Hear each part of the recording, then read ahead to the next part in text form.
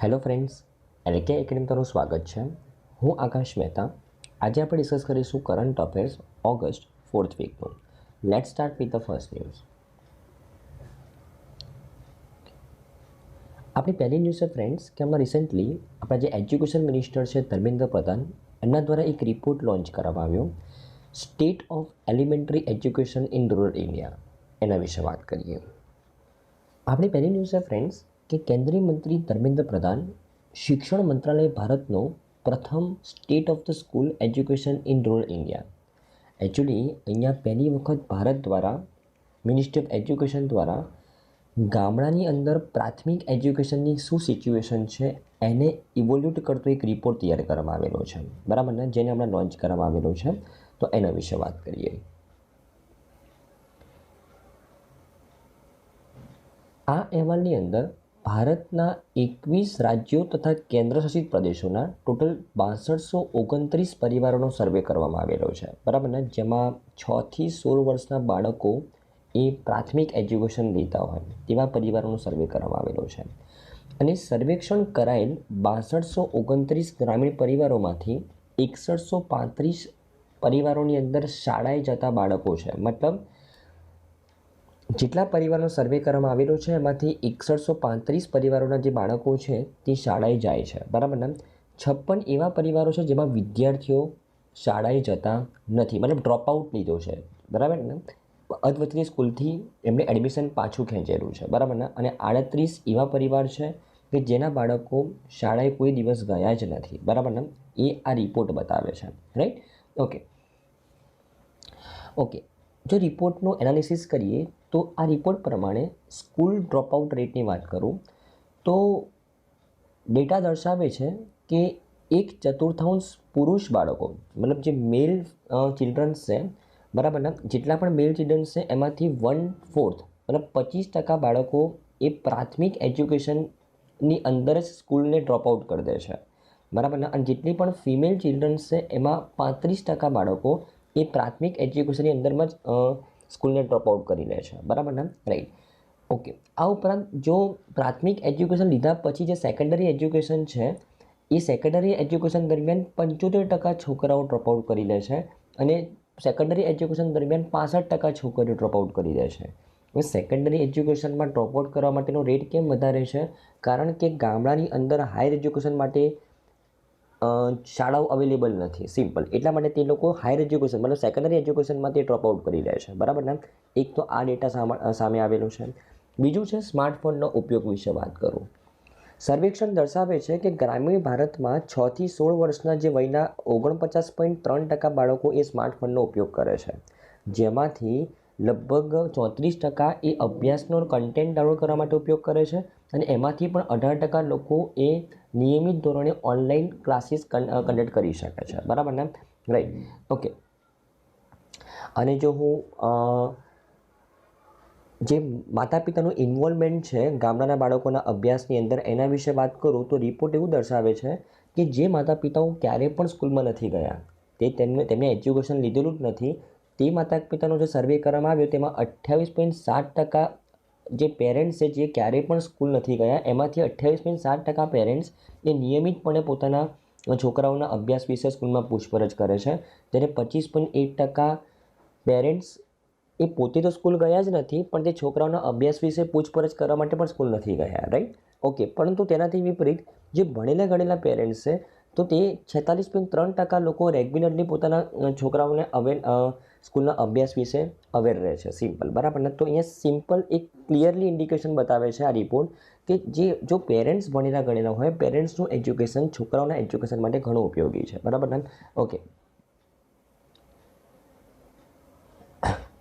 અહેવાલમાં એવું જણાવવામાં આવ્યું છે કે 63% પરિવારો પાસે અભ્યાસ કરવા માટે નિયુક્ત સ્થળ પણ છે ગામડાની અંદર અને 83% પરિવારો એ ઘર અભ્યાસ માટે અવિરત સમય પણ પૂરો પાડે છે, બરાબર ને. અહેવાલ શું કહે છે કે જેટલા પણ લોકોનો સર્વે કરવામાં આવેલો છે એમાંથી 63% લોકો તો એવું કહે છે કે અમે અમારા બાળકોને એક સ્પેસિફિક જગ્યા પણ આપીએ છીએ કે તમારે આ જગ્યાએ બેસીને ભણવાનું, અને 83% પરિવારો તો અભ્યાસ માટે તેમને અનુકૂળ સમય પણ આપે છે, રાઈટ. ઓકે. તો આઈ થિંક તમને આ રિપોર્ટ વિશે જે પહેલી વખત એજ્યુકેશન મિનિસ્ટર દ્વારા લોન્ચ કરવામાં આવેલો છે, જેમાં સ્પેસિફિકલી પ્રાથમિક એજ્યુકેશનનું ઇવોલ્યુશન કરવામાં આવેલું છે રૂરલ એરિયાની અંદર, અને તમને આ ન્યૂઝમાં સારી રીતે ખબર પડી હશે ફ્રેન્ડ્સ. આપણે નેક્સ્ટ જોશે ફ્રેન્ડ્સ કે આમાં રિસેન્ટલી રશિયા દ્વારા 47 વર્ષ પછી ચંદ્રના સરફેસ ઉપર એક મિશન લોન્ચ કરવામાં આવેલું હતું, લુના 25 મિશન, બરાબર ને. અને જે મિશન ફેલ ગયું છે એના વિશે વાત કરીએ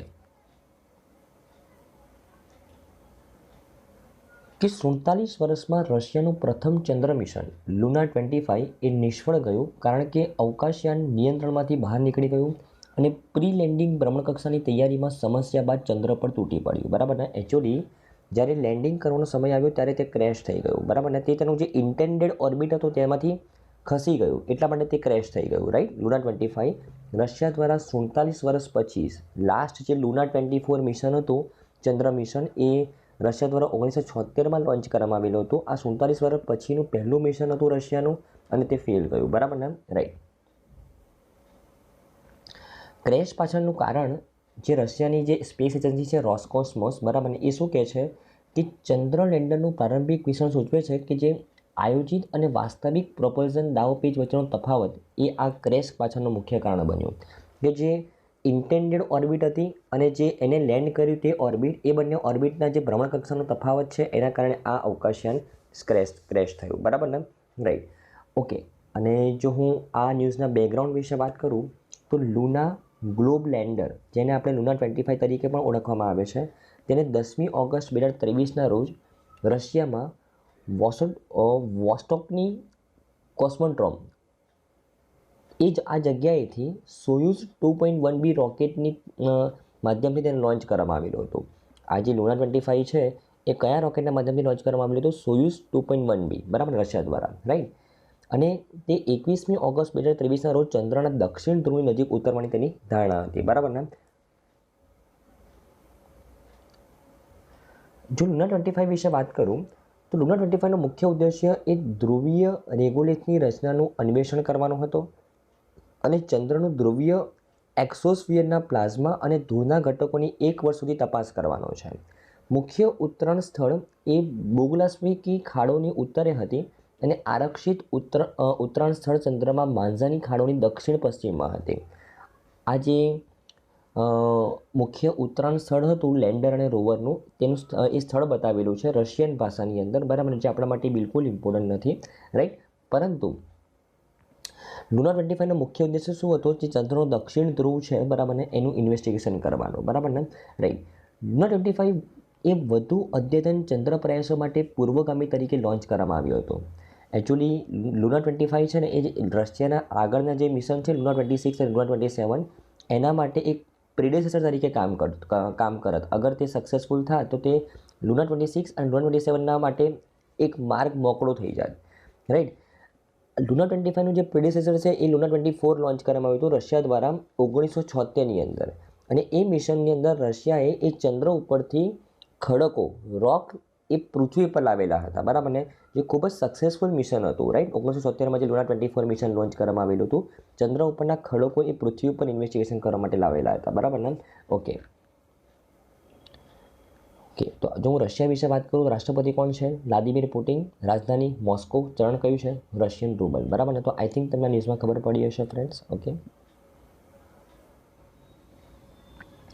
ચલો આપણે નેક્સ્ટ જોઈશું ફ્રેન્ડ્સ કે હમણાં રિસેન્ટલી આપણા જે સાયન્સ એન્ડ ટેકનોલોજીના મિનિસ્ટર છે જીતેન્દ્રસિંહ, એમના દ્વારા એક લોટસ ફ્લાવરનું ઇનોગ્રેશન કરવામાં આવેલું છે, જે ખૂબ જ નવીન યુનિક છે, અને એ ફ્લાવરનું નામ રાખવામાં આવેલું છે નમો 108. એના વિશે વાત કરીએ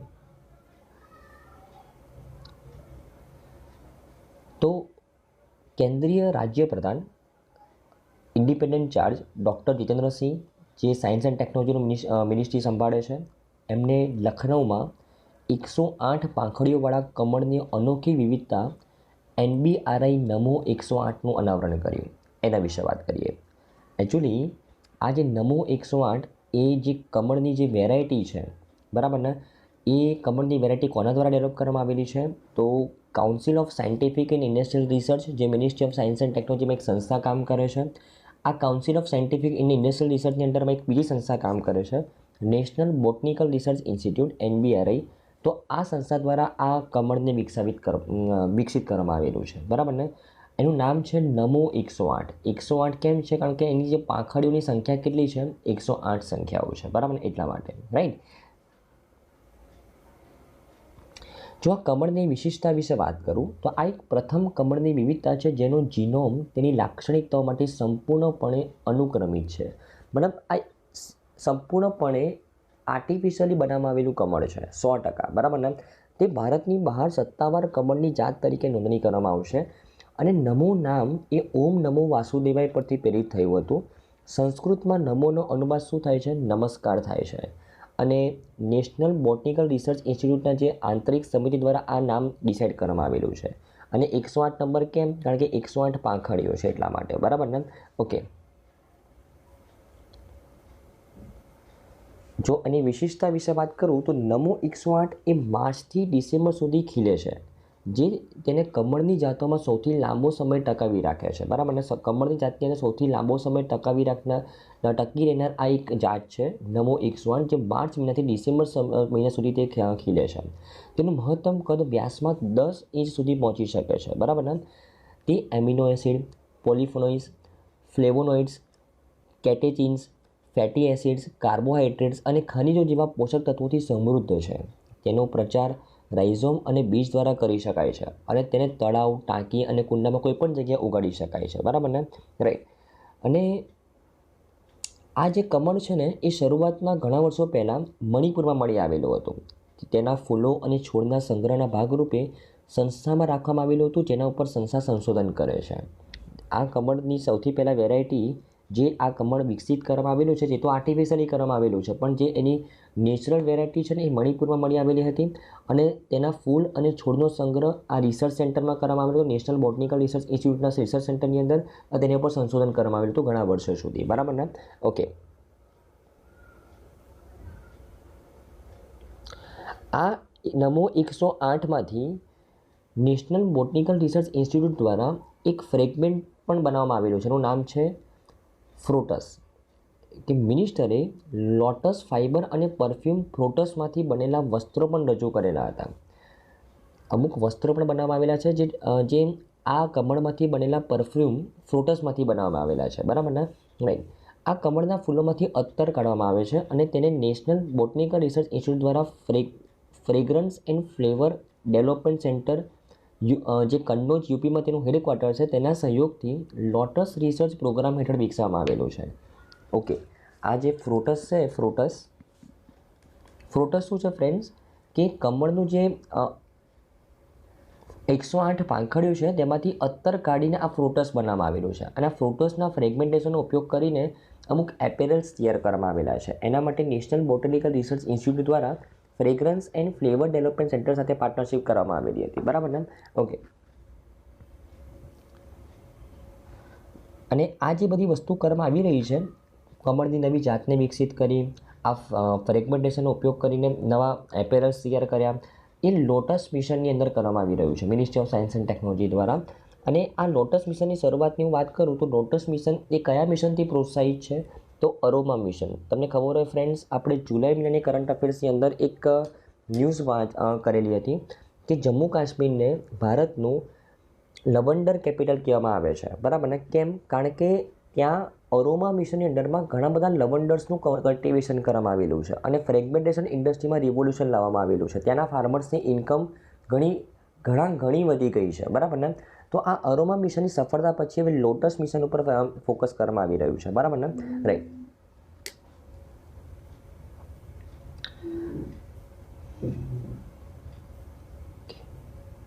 જો હું council of scientific and industrial રિસર્ચના અંડરમાં કામ કરતા આ સંસ્થા નેશનલ બોટનિકલ રિસર્ચ ઇન્સ્ટિટ્યૂટ વિશે વાત કરું ફ્રેન્ડ્સ, તો તે એના નિર્દેશક છે ડૉક્ટર અજીત કુમાર સાસની. એનું જે પેરેન્ટ મંત્રાલય છે વિજ્ઞાન અને ટેકનોલોજી, સાયન્સ એન્ડ ટેકનોલોજી, અને એનું હેડક્વાર્ટર કઈ જગ્યાએ છે? લખનઉ, ઉત્તર પ્રદેશની અંદર, બરાબર ને. તો આઈ થિંક તમને ન્યૂઝમાં ખબર પડી જશે ફ્રેન્ડ્સ. આપણી નેક્સ્ટ છે ફ્રેન્ડ્સ કે એમાં રિસેન્ટલી ઉદ્યોગપતિ રતન ટાટાને હમણાં ઉદ્યોગ રત્ન એવોર્ડથી સન્માનિત કરવામાં આવેલા છે મહારાષ્ટ્ર ગવર્મેન્ટ દ્વારા, બરાબર ને. એના વિશે વાત કરીએ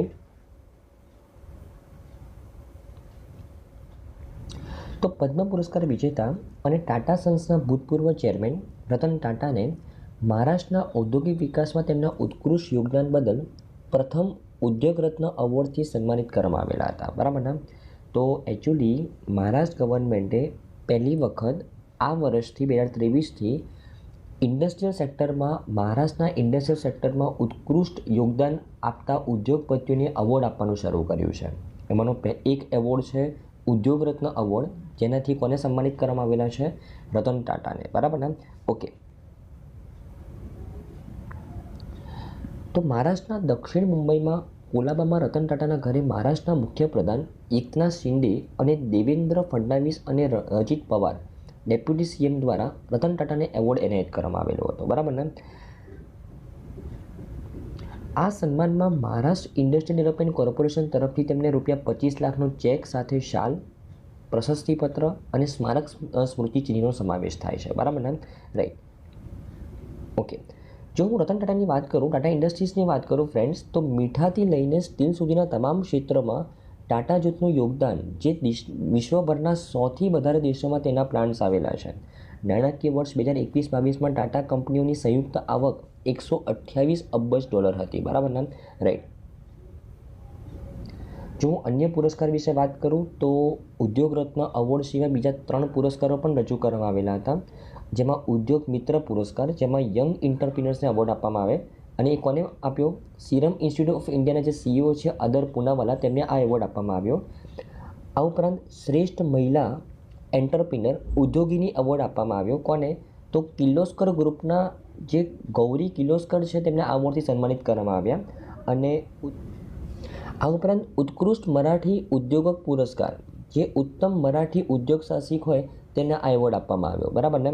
અને આ એવોર્ડ વિલાસ શિંદેને આપવામાં આવ્યો, જે સહ્યાદ્રી ફાર્મ્સના ચેરમેન છે, બરાબર ને? તો આ 3 અન્ય પુરસ્કારો પણ આપવામાં આવ્યા. આ ઉપરાંત ઉદ્યોગ રત્ન એવોર્ડ કોને આપવામાં આવ્યો? રતન ટાટાને, બરાબર ને? ઓકે. જો મહારાષ્ટ્ર ઇન્ડસ્ટ્રી એવોર્ડ્સ 2023 વિશે વાત કરું તો તે 2023થી મહારાષ્ટ્ર ભૂષણની તર્જ ઉપર, એકચ્યુઅલી મહારાષ્ટ્ર ગવર્મેન્ટ દ્વારા જેવી રીતના નેશનલ લેવલ ઉપર પદ્મભૂષણ, પદ્મવિભૂષણ એ આપવામાં આવે છે, એવી રીતના મહારાષ્ટ્ર ગવર્મેન્ટ દ્વારા રાજ્ય લેવલ ઉપર મહારાષ્ટ્ર ભૂષણ એવોર્ડ આપવામાં આવે છે. જે રાજ્યની અંદર સારું યોગદાન કરે તેવા લોકોને એવોર્ડ આપવામાં આવે છે. તો આ સિવિલિયન એવોર્ડ છે, પણ જે લોકો ઇન્ડસ્ટ્રીમાં સારું યોગદાન આપે તેના માટે આ એવોર્ડની શરૂઆત કરવામાં આવી છે, બરાબર ને? રાઈટ. જો રતન ટાટા વિશે વાત કરું ફ્રેન્ડ્સ, તો રતન ટાટા એ Tata motors, Tata steel, Tata consultancy service, Tata power વગેરે જેવી ઘણી મોટી કંપનીના તે ચેરમેન રહ્યા છે. તે ભારતની અંદર અને બહાર વિવિધ સંસ્થાઓ સાથે પણ સંકળાયેલા છે. તેમાં મિત્સુબિશી કોર્પોરેશન, જેપી મોર્ગન જેવા જેપી મોર્ગન ચેસ, બરાબર ને? જેવા આંતરરાષ્ટ્રીય કંપનીના સલાહકારના બોર્ડમાં પણ છે તે, બરાબર ને? અને તેમને ભારત સરકારે વેપાર અને ઉદ્યોગ માટે 2000ની સાલમાં પદ્મભૂષણ અને 2008ની સાલમાં પદ્મવિભૂષણથી સન્માનિત કર્યા છે, બરાબર ને? ઓકે. જો મહારાષ્ટ્ર વિશે વાત કરું તો મહારાષ્ટ્રના મુખ્યમંત્રી કોણ છે? એકનાથ શિંદે. રાજ્યપાલ કોણ છે? રમેશ બેસ, બરાબર ને? ઓકે. આપણી નેક્સ્ટ ન્યૂઝ છે ફ્રેન્ડ્સ કે એમાં રિસેન્ટલી જે આપણા રોડ ટ્રાન્સપોર્ટ અને હાઈવે મિનિસ્ટર છે નીતિન ગડકરી, એમના દ્વારા એક પ્રોગ્રામ લોન્ચ કરવામાં આવ્યો, Bharat new car assessment programme. એના વિશે વાત કરીએ. ઓકે. તો આપણા કેન્દ્રીય મંત્રી નીતિન ગડકરી, જે ministry of road transport and હાઈવેના જે મિનિસ્ટર છે, તેમણે દિલ્હીમાં ભારત ન્યૂ કાર અસેસમેન્ટ પ્રોગ્રામની શરૂઆત કરી છે. અને એકચ્યુઅલી આ જે Bharat new car assessment programme છે, તે M1 કેટેગરીના જે વ્હીકલ્સ છે, જેમનું વેટ 3.5 ટન કરતાં ઓછું છે, બરાબર, તેવા વ્હીકલ્સ માટે જ આ પ્રોગ્રામ લાગુ પડે છે. અને આ પ્રોગ્રામ 1 ઓક્ટોબર 2023થી શરૂ થાય છે, બરાબર ને? જેનું નેતૃત્વ કોણ કરવાનું છે? Central institute of the road transport દ્વારા કરવામાં આવશે, બરાબર ને? ઓકે. હવે આ પ્રોગ્રામ વિશે વાત કરીએ. M1 કેટેગરી કોને કહેવાય ફ્રેન્ડ્સ? તો M1 કેટેગરી એ મુસાફરોના વાહન માટે વપરાતા વાહનનો ઉલ્લેખ કરે છે. એકચ્યુઅલી M1 કેટેગરીના વાહનો જે ભારત ન્યૂ કાર અસેસમેન્ટ પ્રોગ્રામનો પાર્ટમાં એક ભાગ છે. તો આ M1 કેટેગરી કોને કહેવાય? કે એક પેસેન્જર કારનો એક વર્ગ છે, જે પેસેન્જર કાર કે જેમાં મેક્સિમમ કેટલી સીટ હોઈ શકે? 8 સીટ હોઈ શકે, બરાબર ને, રાઈટ. ડ્રાઈવર સીટને ગણીને મેક્સિમમ 8 સીટવાળી જે કાર છે જેનું વજન 3.5 ટન કરતાં ઓછું છે તેવી કેટેગરીની કારને શું કહેવાય? M1 કેટેગરીની car. અને એ કાર માટે જ આ Bharat new car assessment programme launch કરવામાં આવેલો છે, રાઈટ. ઓકે, જો આ ન્યૂ કાર અસેસમેન્ટ પ્રોગ્રામ વિશે વાત કરું ફ્રેન્ડ્સ, તો આ પ્રોગ્રામનો મુખ્ય હેતુ એ ઓટોમોબાઈલ ખરીદદારોને બજારમાં મોટર વાહનોની ક્રેશ સલામતીની તુલના કરવા માટેનું સાધન પ્રદાન કરવાનો છે. જો આ પ્રોગ્રામના મિકેનિઝમ વિશે વાત કરું તો આ પ્રોગ્રામમાં છે ને ફ્રેન્ડ્સ, 2 ટાઈપના સ્ટાન્ડર્ડ, તમે જ્યારે પણ કોઈ નવી કાર ખરીદવા જશો ને તો એને 2 ટાઈપના સ્ટાર આપેલા હશે. એક તો એડલ્ટ ઓક્યુપન્ટ્સ અને એક છે ચાઇલ્ડ ઓક્યુપન્ટ્સ. જો તમને એવું કહેવામાં આવે કે આ કારને છે ને એડલ્ટ ઓક્યુપન્ટ્સનું લાઇસન્સ મળેલું છે, એનું સર્ટિફિકેટ મળ્યું છે, એનો મતલબ શું થયું કે જ્યારે આ કાર નવી તૈયાર થઈ હતી ત્યારે જે કાર મેન્યુફેક્ચર દ્વારા જેનું ક્રેશ ટેસ્ટિંગ કરવામાં આવ્યું ને ત્યાં તેનું પરફોર્મન્સ ઘણું સારું હતું.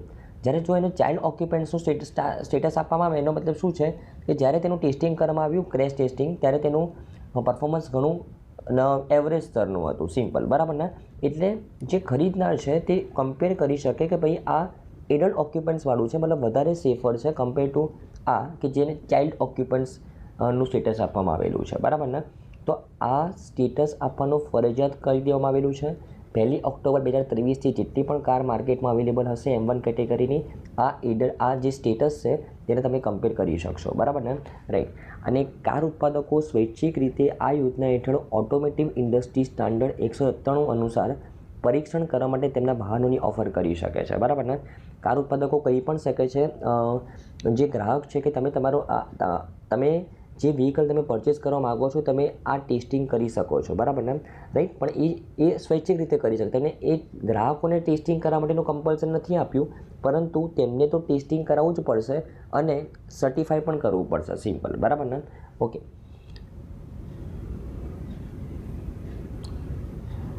આ Bharat new car assessment program એ US, ચીન, જાપાન અને દક્ષિણ કોરિયાને પછી એ ભારત ચોથો દેશ બન્યો છે કે જેને car crash test programme launch કરેલો છે, બરાબર ને, રાઈટ.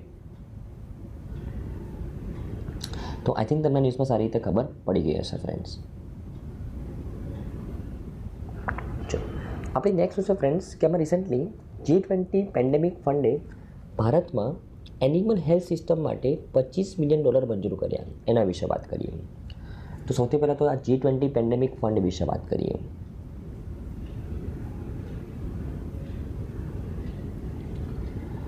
તો પેન્ડેમિક ફંડની સ્થાપના એ સપ્ટેમ્બર 2022માં કરવામાં આવી હતી, જ્યારે G20ની પ્રેસિડેન્સી હતી ઇન્ડોનેશિયા પાસે, બરાબર ને. તો જ્યારે ઇન્ડોનેશિયા બાલીની અંદર જ્યારે મિટિંગ કરવામાં આવી ત્યારે આ G20 પેન્ડેમિક ફંડની સ્થાપના કરવામાં આવી. આ એક પહેલી બહુપક્ષીય ધિરાણ પદ્ધતિ છે જે ઓછી અને મધ્યમ આવક ધરાવતા દેશોને ભવિષ્યના રોગચાળા માટે વધુ સારી રીતે તૈયાર થવામાં મદદ કરવા માટે બહુવર્ષીય અનુદાન પ્રદાન કરવા માટે સમર્પિત છે. તો આ G20 પેન્ડેમિક ફંડ નામ પરથી જ ખબર પડે છે કે આ પેન્ડેમિક સામે લડવા માટે આ ફંડ બનાવવામાં આવેલો છે. જે ઓછી આવક ધરાવે છે, જે ડેવલપિંગ કન્ટ્રી છે, તેને આ ફંડની અંદરથી ગ્રાન્ટ પ્રોવાઈડ કરવામાં આવે છે જેથી કરીને ભવિષ્યમાં આવતા પેન્ડેમિક સામે લડવા માટે પૂરતી ટેકનોલોજી વિકસાવી શકે, રાઈટ. અને આ ફંડને કોણ લીડ કરી રહ્યું છે? તો વર્લ્ડ બેંક લીડ કરી રહ્યું છે, બરાબર ને. અને અત્યાર સુધી આ ફંડની અંદર $2 બિલિયન રૂપિયા રેઝ કરવામાં આવેલા છે, બરાબર ને, રાઈટ. તો આ ફંડમાંથી અત્યારે રિસન્ટલી આપણા જે ministry of animal husbandry, food processing, તો આ ફંડમાંથી અત્યારે રિસન્ટ ન્યૂઝમાં કેમ છે કે આ ફંડમાંથી આપણને આપણા મિનિસ્ટ્રી ઓફ ફિશરિંગ, એનિમલ હસબન્ડરી અને ડેરિંગને આ ફંડમાંથી $25 મિલિયન આપવાની હમણાં અનાઉન્સમેન્ટ કરવામાં આવેલું છે G20 પેન્ડેમિક ફંડ દ્વારા. કેમ? તો ભારતમાં જે એનિમલ હેલ્થ સિસ્ટમ છે ને તેને ઇમ્પ્રૂવ કરવા માટે, રોગચાળાની તૈયારી અને પ્રતિભાવ માટે ભારતમાં પશુ આરોગ્ય સુરક્ષાને મજબૂતીકરણ કરવા માટે આ ફંડની મંજૂરી કરવામાં આવેલી છે, બરાબર ને. અને આ જે ફંડ આપવામાં આવી રહ્યું છે $25 મિલિયન એ કઈ ડેવલપમેન્ટ બેંક સાથે મળીને આપી રહ્યું છે? તો Asian Development Bank, World Bank, Food and Agriculture Organization, આ 3 સંસ્થાઓ સાથે મળીને, બરાબર ને, આ ફંડ પ્રોવાઈડ કરી રહ્યું છે G20 પેન્ડેમિક ફંડના મારફતે, બરાબર ને. ઓકે,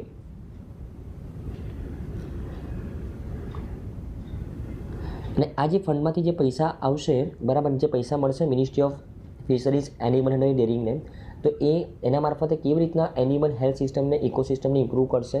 તો જે પેથોજન ડિસીઝ છે, મતલબ જે પ્રાણીઓમાંથી જે હ્યુમન બિંગ્સમાં આવી રહ્યા છે, બરાબર, તેના ઉપર કંટ્રોલ કરવામાં આવશે અને તેને કંટ્રોલ કરવા માટેની ટેકનોલોજી વિકસાવવામાં આવશે, બરાબર ને, રાઈટ. ઓકે, આપણી નેક્સ્ટ છે ફ્રેન્ડ્સ કે આમાં રિસન્ટલી સેન્ટ્રલ ગવર્મેન્ટ દ્વારા અપ્રૂવ કરવામાં આવ્યું Dholpur Karauli as a Rajasthan's 5th tiger reserve. એના વિશે વાત કરીએ અને જે દેશનું 54 ટાઈગર રિઝર્વ અપ્રૂવ કરવામાં આવ્યું, બરાબર ને. ઓકે, તો આમાં recently national tiger conservation authority, જે ભારત સરકારના પર્યાવરણ, વન અને આબોહવા પરિવર્તન મંત્રાલય, જે ministry of environment, forest and climate ચેન્જના અંડરમાં કામ કરે છે, એમને પ્રોજેક્ટ ટાઈગર હેઠળ રાજસ્થાનમાં કરોલી સરમથુરા ધોલપુર અભયારણ્યને ભારતના ધોલપુર કરોલી ટાઈગર રિઝર્વ તરીકે સત્તાવાર રીતે મંજૂરી આપી છે. તો દેશનું 54th ટાઈગર રિઝર્વ હમણાં ડિક્લેર કરવામાં આવેલું છે નેશનલ ટાઈગર કન્ઝર્વેશન ઓથોરિટી દ્વારા પ્રોજેક્ટ ટાઈગરની અંડરમાં, જે રાજસ્થાનનું 5મું ટાઈગર રિઝર્વ બન્યું છે. કયું નામ છે એનું? Dholpur Karoli tiger reserve, right. રાજસ્થાનમાં ટોટલ જે હમણાં રિસન્ટલી આપણે લાસ્ટ વીકમાં જ આપણે ભણ્યા કે ટાઈગર સેન્સસ કન્ડક્ટ કરવામાં આવેલું હતું નેશનલ ટાઈગર કન્ઝર્વેશન ઓથોરિટી દ્વારા. તો એ ટાઈગરની સંખ્યા પ્રમાણે 2022માં ટાઈગરની સંખ્યા રાજસ્થાનમાં કેટલી થઈ ગઈ છે? 88 થઈ ગઈ છે. જે 2006માં કેટલી હતી? 32 હતી, બરાબર ને, રાઈટ. અને મેં તમને એ વખતે પણ કીધું હતું કે દેશમાં સૌથી વધારે ટાઈગર કઈ જગ્યાએ છે? મધ્યપ્રદેશની અંદર, બરાબર ને, કારણ કે મધ્યપ્રદેશમાં સૌથી વધારે નેશનલ પાર્ક અને ટાઈગર રિઝર્વ્સ છે, રાઈટ. ઓકે, હવે જો હું ટાઈગર રિઝર્વ્સની અથવા કોઈ પણ નેશનલ પાર્ક, કોઈ પણ અભયારણ્યની વાત કરું ને, કે હવે જો હું ટાઈગર રિઝર્વ અથવા કોઈ પણ નેશનલ પાર્ક અથવા કોઈ પણ અભયારણ્યની વાત કરું તો તેની અંદર 2 વિસ્તાર હોય છે, એક તો કોર અને એક બફર. કોર વિસ્તાર કોને કહેવાય? કે જે વિસ્તારમાં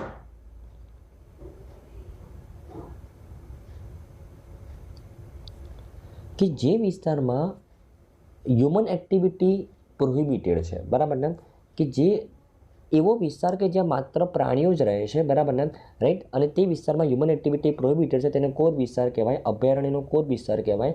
અને અભયારણ્યનો એવો વિસ્તાર કે જ્યાં હ્યુમન એક્ટિવિટી પ્રોહિબિટેડ નથી, કંટ્રોલ મેનરમાં હ્યુમન એક્ટિવિટી કરવામાં આવે છે, તેને બફર વિસ્તાર કહેવાય, સિમ્પલ, બરાબર ને, રાઈટ. જો હું પ્રોજેક્ટ ટાઈગરની વિશે વાત કરું કે જે પ્રોજેક્ટની અંડરમાં ટાઈગરને કન્ઝર્વ કરવા માટે ટાઈગર રિઝર્વ બનાવવામાં આવે છે, તે પ્રોજેક્ટ ટાઈગર સરકાર દ્વારા 1973માં લોન્ચ કરવામાં આવેલો હતો, બરાબર ને. અને વાઇલ્ડલાઇફ પ્રોટેક્શન એક્ટ 1972માં સુધારા દ્વારા નેશનલ ટાઈગર કન્ઝર્વેશન ઓથોરિટી એ પ્રોજેક્ટ ટાઈગરને કેરી આઉટ કરી રહી છે, બરાબર ને, રાઈટ. અને હમણાં જ આપણે રિસન્ટ ટાઈગરનું સેન્સસ વિશે આપણે રિપોર્ટ ભણ્યો હતો ગયા વીકમાં. તો એના મુજબ મધ્યપ્રદેશમાં ભારતમાં સૌથી વધુ 785 વાઘ છે, બરાબર ને. અને ભારતમાં વાઘની સંખ્યા 2018માં 2967 હતી, જે 2022માં કેટલી થઈ ગઈ? 3682 થઈ ગઈ છે, જેમાં વાર્ષિક કેટલા ટકાનો વધારો થાય છે? 6% વધારો થાય છે, બરાબર ને. ઓકે, તો આઈ થિંક તમને એ વિશે ખબર પડી હશે. રાજસ્થાનનું 5th ટાઈગર રિઝર્વ અને દેશનું 54th ટાઈગર રિઝર્વ હમણાં નેશનલ ટાઈગર કન્ઝર્વેશન ઓથોરિટી દ્વારા ડિક્લેર કરવામાં આવેલું છે, બરાબર ને. ઓકે,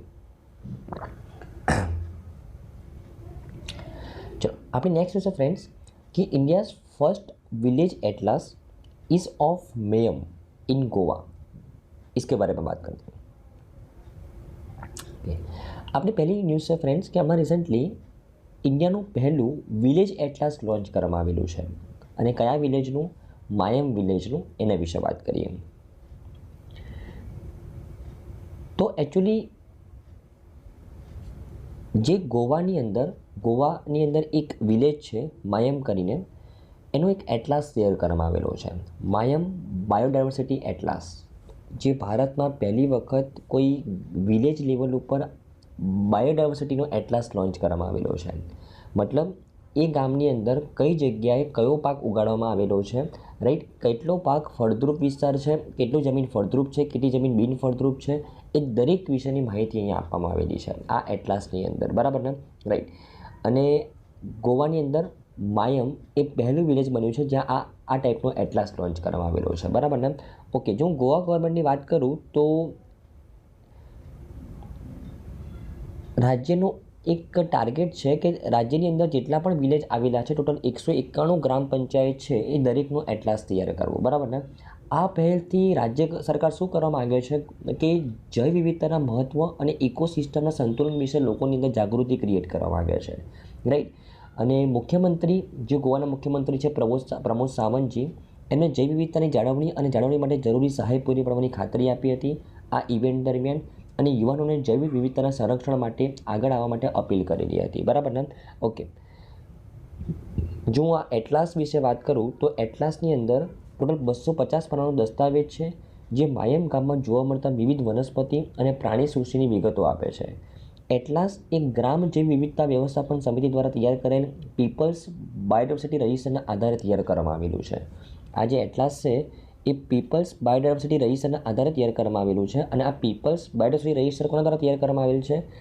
તો જૈવ વિવિધતા વ્યવસ્થાપન સમિતિ દ્વારા તૈયાર કરવામાં આવેલ છે, બરાબર ને, રાઈટ.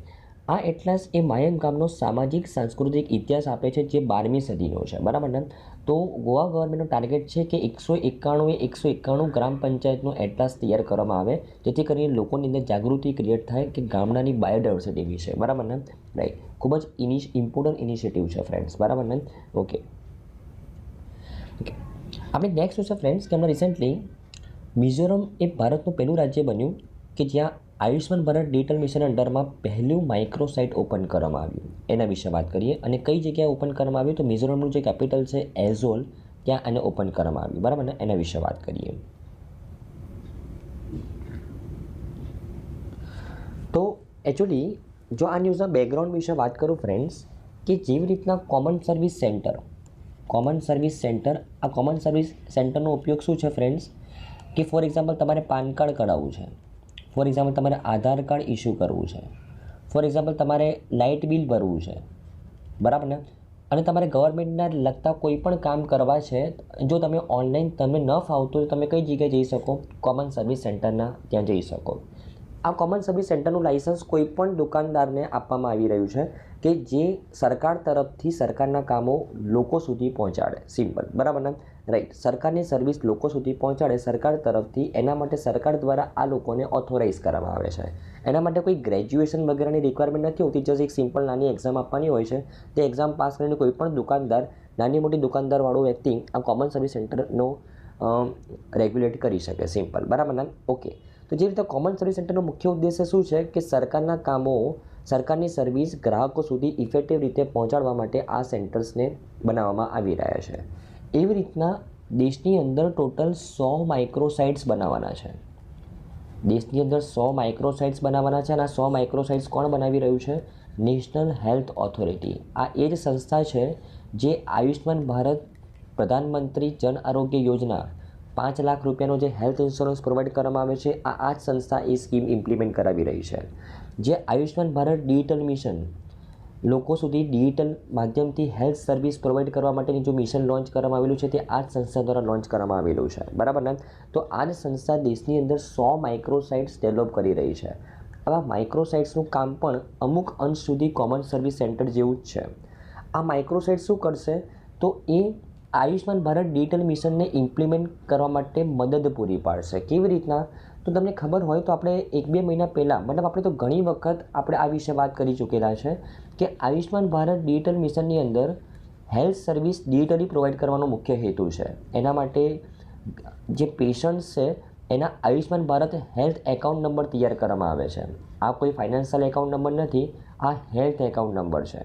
આ હેલ્થ એકાઉન્ટ નંબર લઈને તમે કોઈ પણ ડૉક્ટર પાસે જાઓ કે જે આયુષ્માન ભારત ડિજિટલ મિશન અંડરમાં કામ કરી રહ્યો છે, જો તમે જસ્ટ એને તમારો એકાઉન્ટ નંબર આપશો ને, હેલ્થ એકાઉન્ટ નંબર, એ ડૉક્ટરને તમારા હેલ્થ વિશે, તમારા હેલ્થના રેકોર્ડ વિશે બધી જ માહિતી મળી જશે, બરાબર ને. તો આ આયુષ્માન ભારત ડિજિટલ મિશનનો મુખ્ય ઉદ્દેશ્ય છે હેલ્થ સર્વિસને ડિજિટલી પ્રોવાઈડ કરવાનો, બરાબર ને. ઓકે, તો આ જે Ayushman Bharat health account number, જે વ્યક્તિ ઓનલાઈન એપ્લિકેશન બધું જાણતો હોય કે ભાઈ કેવી રીતના ઓનલાઈન ઓપરેટ કરવાનું છે, તો તે ઓનલાઈન એપ્લિકેશનના માધ્યમથી પણ આ એકાઉન્ટ નંબર જનરેટ કરી શકે. સરકારે Ayushman Bharat health account number એક એપ્લિકેશન જ લોન્ચ કરી છે, જેના માધ્યમથી એક પેશન્ટ એ પોતાનો એકાઉન્ટ નંબર જાતે જનરેટ કરી શકે. પણ જે વ્યક્તિ ન જાણતો હોય કે કેવી રીતના એકાઉન્ટ નંબર જનરેટ કરવાનો, તો તે ક્યાં જઈ શકે? તો એ માઇક્રોસાઇટ પર જઈ શકે. આ માઇક્રોસાઇટમાં અમુક લોકોને ઓથોરાઇઝ કરેલા હોય તે વ્યક્તિ પેશન્ટ્સને digital service health digital service કેવી રીતના એડોપ્ટ કરવી, કેવી રીતના અવેલ કરવી તેના વિશે માહિતી આપે. ઓકે, બીજું કામ માઇક્રોસાઇટનું શું રહેશે કે ફોર એક્ઝામ્પલ એક ગામ છે જે એકદમ રિમોટ એરિયામાં છે, બરાબર ને. હવે એ ગામની અંદર હોસ્પિટલ્સ નથી, મોટા મોટા કે નાના મોટા ક્લિનિક્સ છે, બરાબર ને. એ ગામની અંદર એક ફાર્મસીની દુકાનવાળા ભાઈ છે, બરાબર ને. તો સરકાર દ્વારા આ ફાર્મસીની દુકાનવાળા ભાઈને એ માઇક્રોસાઇટ્સ તરીકે ઓથોરાઇઝ કરવામાં આવે. એ ભાઈ શું કરશે, કોઈ પણ પેશન્ટ આવે ફોર એક્ઝામ્પલ જેને કોઈ નાની મોટી તકલીફ હોય, ગામની અંદર તો કોઈ ડૉક્ટર છે નહીં, તો તે ડૉક્ટર સાથે ઓનલાઈન કન્સલ્ટન્સી કરી આપશે તે પેશન્ટને, તો તે પણ કામ આ માઇક્રોસાઇટ કરશે. તો આવું દરેક કામ જે હેલ્થ સર્વિસને ડિજિટલી પેશન્ટ સુધી પહોંચાડવાનું છે આયુષ્માન ભારત ડિજિટલ મિશનની અંડરમાં, તે કામ કોણ કરી આપશે? માઇક્રોસાઇટ્સ કરી આપશે. અને આવા કેટલા માઇક્રોસાઇટ ડેવલપ કરવાનો સરકારનો હમણાં રિસન્ટ પ્લાન છે? 100 માઇક્રોસાઇટ ડેવલપ કરવાનો પ્લાન છે. એમાંનું પહેલું માઇક્રોસાઇટ કઈ જગ્યાએ ઓપરેશનાઇઝ કરવામાં આવેલું છે? તો મિઝોરમની અંદર તેનું જે કેપિટલ છે એઝોલ, બરાબર ને, તે જગ્યાએ તેને કાર્યરત કરવામાં આવી રહ્યું છે, બરાબર ને. ઓકે, તો આઈ થિંક તમને આ ન્યૂઝના બેકગ્રાઉન્ડ વિશે ખબર પડી હશે ફ્રેન્ડ્સ. હવે આ માઇક્રોસાઇટ શું છે? તો માઇક્રોસાઇટ એ આયુષ્માન ભારત ડિજિટલ મિશનની અંડરમાં સક્ષમ નાના અને મધ્યમ કક્ષાની આરોગ્ય સંભાળ સુવિધાઓના ક્લસ્ટરો છે, જેમાં કોઈપણ ક્લિનિક્સ, નર્સિંગ હોમ્સ, હોસ્પિટલો કે જ્યાં 10 બેડ કરતાં ઓછા બેડ હોય, પ્રયોગશાળા, ફાર્મસી, કોઈપણ સંસ્થા અહીંયા માઇક્રોસાઇટ બની શકે જે નાગરિકો સુધી ડિજિટલી હેલ્થ સર્વિસ પ્રોવાઈડ કરી શકે. સિમ્પલ, બરાબર ને, રાઈટ. અને જો નેશનલ હેલ્થ ઓથોરિટીની વાત કરું, તેના મુખ્ય અધિકારી છે રામ સેવક શર્મા અને હેડક્વાર્ટર નવી દિલ્હીની અંદર છે, બરાબર ને. તો આઈ થિંક તમને આ ન્યૂઝમાં સારી રીતે ખબર પડી હશે, બરાબર ને. ચલો આપણે નેક્સ્ટ ન્યૂઝ છે ફ્રેન્ડ્સ કે એમાં રિસન્ટલી સ્વચ્છ વાયુ સર્વેક્ષણ 2023 લોન્ચ કરવામાં આવ્યો ministry of environment, forest and Climate Change દ્વારા. અને એની અંદર અગેન મધ્યપ્રદેશની જે ઇન્દોર સિટી છે તે ભારતની સૌથી ક્લીનેસ્ટ એરવાળી સિટી ડિક્લેર કરવામાં આવી, એના વિશે વાત કરીએ.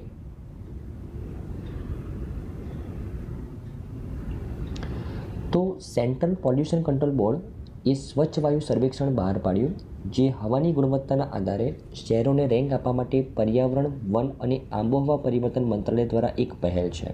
તો actually ministry of environment, forest and Climate Change દ્વારા એક ઇનિશિયેટિવ લોન્ચ કરવામાં આવેલો છે કે દર વર્ષે સ્વચ્છ વાયુ સર્વેક્ષણ બહાર પાડવામાં આવે કે જેમાં શહેરને રેન્ક પ્રોવાઈડ કરવામાં આવે કે ત્યાં કેટલી ક્લીન આબોહવા છે, બરાબર ને. અને આ જે સર્વેક્ષણ છે કોણ તૈયાર કરે છે? સેન્ટ્રલ પોલ્યુશન કંટ્રોલ બોર્ડ તૈયાર કરે છે, ministry of environment, forest and climate ચેન્જના તરફથી, રાઈટ. અને આ સર્વેની અંદર કેટેગરી 1ના જે શહેર છે કે જ્યાં 10 લાખ કરતાં વધારે પોપ્યુલેશન છે, તેમાં 47 શહેરોમાં ઇન્દોર એ પ્રથમ નંબર પર આવેલું છે, બરાબર ને. ઇન્દોર જે ભારતનું સૌથી ક્લીનેસ્ટ સિટી કહેવામાં આવે છે, તે આબોહવાની દ્રષ્ટિએ પણ ભારતનું સૌથી ક્લીન એર ધરાવતું શહેર છે, રાઈટ. અને આ જે રેકગ્નિશન છે કે જે શહેરોને રેન્ક પ્રોવાઈડ કરવામાં આવેલા છે, એ શહેરોને રેકગ્નિશન ક્યારે આપવામાં આવશે? તો 7મી સપ્ટેમ્બર જ્યારે બ્લુ સ્કાઈઝ માટે સ્વચ્છ હવાના આંતરરાષ્ટ્રીય દિવસને આપણે સેલિબ્રેટ કરીએ છીએ, બરાબર, ત્યારે આ શહેરોને રેકગ્નિશન આપવામાં આવશે. સિમ્પલ, બરાબર ને. રેન્કિંગ માટેના માપદંડ વિશે વાત કરું તો શહેરોની રેન્કિંગ માટેનો માપદંડ એ 2011ની વસ્તી ગણતરી પર આધારિત છે. ટોટલ 131 શહેરોને નીચે દર્શાવેલ 3 શ્રેણીમાં વહેંચવામાં આવેલા છે. તો કેટેગરી 1ની અંદર 10 લાખથી વધુ વસ્તી ધરાવતા 47 શહેરોનો સમાવેશ થાય છે. કેટેગરી 2ની અંદર 3થી 10 લાખ વસ્તીની વસ્તી ધરાવતા 44 શહેરોને આવરી લેવામાં આવેલા છે. અને કેટેગરી 3ની અંદર 3 લાખથી ઓછી વસ્તી ધરાવતા 40 શહેરોને આવરી લેવામાં આવેલા છે, બરાબર ને. અને આ 131 શહેરો કયા છે કે જ્યારે આ સ્વચ્છ વાયુ સર્વેક્ષણ જ્યારે લોન્ચ કરવામાં આવ્યું ત્યારે ટોટલ 131 શહેરોને સિલેક્ટ કરવામાં આવેલા હતા. આ એવા શહેરો હતા કે જ્યાં આબોહવા એ સ્ટાન્ડર્ડ પ્રમાણેની શુદ્ધ ન હતી. તો નોન અટેનમેન્ટ સિટી તરીકે આવા શહેરોને ઓળખવામાં આવે છે. આ 131 શહેરોની અંદર ઓવર ધ યર્સ કેટલું પ્રોગ્રેશન થયું છે તેનું અહીંયા સર્વેક્ષણ કરવામાં આવે છે. અને સૌથી વધારે સારું પ્રોગ્રેશન ક્યાં થયું છે? ઇન્દોરની અંદર, બરાબર ને. ઓકે, તો આ ટેબલની અંદર જે કેટેગરી 1ના શહેરો છે જ્યાં 10 લાખ કરતાં વધારે વસ્તી છે, ત્યાં સૌથી પહેલા નંબર પર કઈ સિટી છે? ઇન્દોર, મધ્યપ્રદેશની અંદર. બીજું છે આગ્રા, ઉત્તર પ્રદેશની શહેર છે. ત્રીજું છે થાણે, મહારાષ્ટ્ર. ચોથું શ્રીનગર, જમ્મુ કાશ્મીર. અને પાંચમું ભોપાલ, બરાબર ને, રાઈટ. અને જો સ્વચ્છ વાયુ સર્વેક્ષણના રિપોર્ટ વિશે વાત કરું તો ministry of environment, forest and climate ચેન્જે સ્વચ્છ વાયુ સર્વેક્ષણની રજૂઆત કરી, જેનો હેતુ શહેરને હવાની ગુણવત્તાના આધારે ક્રમાંકિત કરવાનો છે અને 131 શહેરોને સિલેક્ટ કરવામાં આવેલા છે જે નોન અટેનમેન્ટ સિટીઝ છે, જેમને જ્યારે આ સર્વેક્ષણ શરૂ કરવામાં આવેલું ત્યારે તેમની આબોહવા એ સ્ટાન્ડર્ડ પ્રમાણે ન હતી, બરાબર ને? કયા સ્ટાન્ડર્ડ પ્રમાણે ન હતી? તો national ambient air quality standard પ્રમાણે ન હતી, બરાબર ને? રાઈટ. તો આવા શહેરની અંદર આબોહવાની ગુણવત્તા સુધારવા માટે Ministry of environment, forest and Climate Change દ્વારા એક પ્રોગ્રામ લોન્ચ કરવામાં આવ્યો, રાષ્ટ્રીય Clean Air Programme, National Clean Air Programme launch કરવામાં આવ્યો અને નેશનલ ક્લીન એર પ્રોગ્રામની અંડરમાં આ સ્વચ્છ વાયુ સર્વેક્ષણ દર વર્ષે કરવામાં આવી રહ્યું છે, બરાબર ને? અને આ નેશનલ ક્લીન એર પ્રોગ્રામનો મુખ્ય હેતુ શું છે કે જે 131 નોન અટેનમેન્ટ સિટીઝ છે ત્યાં 2019ની સરખામણીમાં 40% સુધીનું એર પોલ્યુશન ઘટાડવાનું છે. ક્યાં સુધીમાં? 2025-26 સુધીમાં, બરાબર ને? એ નેશનલ ક્લીન એર પ્રોગ્રામનો મુખ્ય હેતુ છે, બરાબર ને? ઓકે.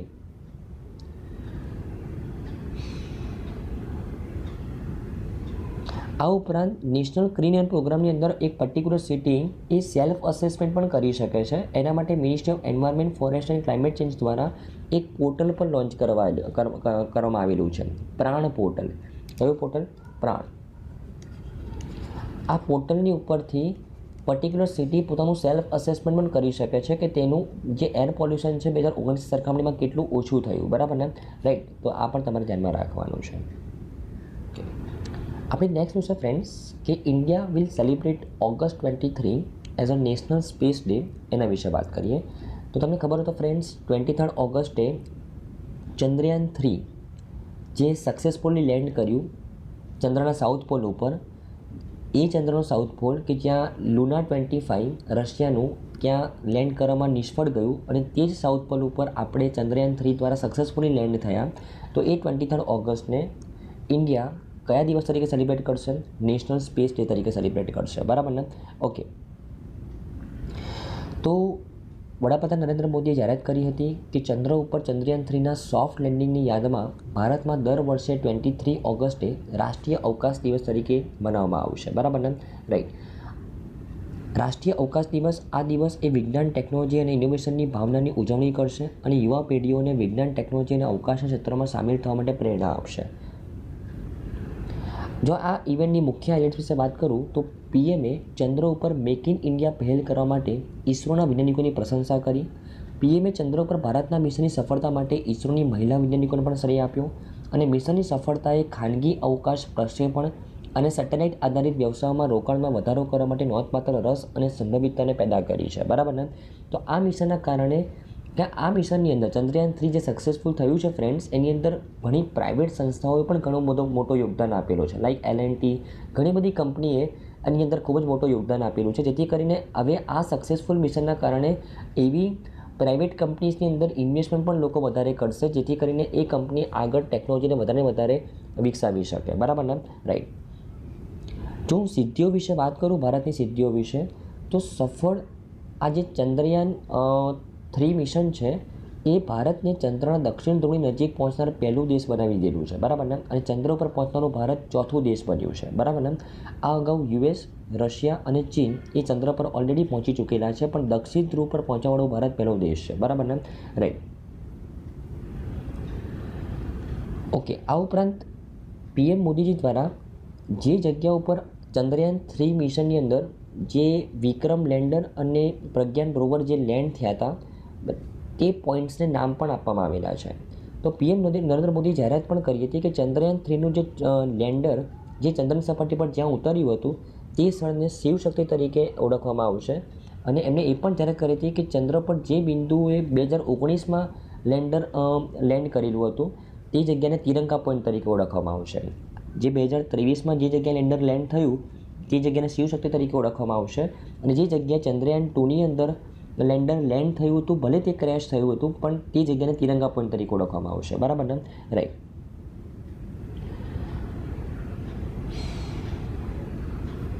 અને જો હું ઇસરો વિશે વાત કરું, જેને ચંદ્રયાન 3ને સફળ બનાવ્યું છે, તેના અધ્યક્ષ છે S. સોમનાથ, મુખ્ય મથક છે કર્ણાટક બેંગલુરુ અને તેની સ્થાપના 1969માં કરવામાં આવી છે, બરાબર ને? તો આઈ થિંક તમને ન્યૂઝમાં સારી રીતે ખબર પડી હશે ફ્રેન્ડ્સ. તો આઈ થિંક ફ્રેન્ડ્સ આજની તમામ ન્યૂઝમાં તમને સારી રીતે ખબર પડી હશે. Thank you friends, by.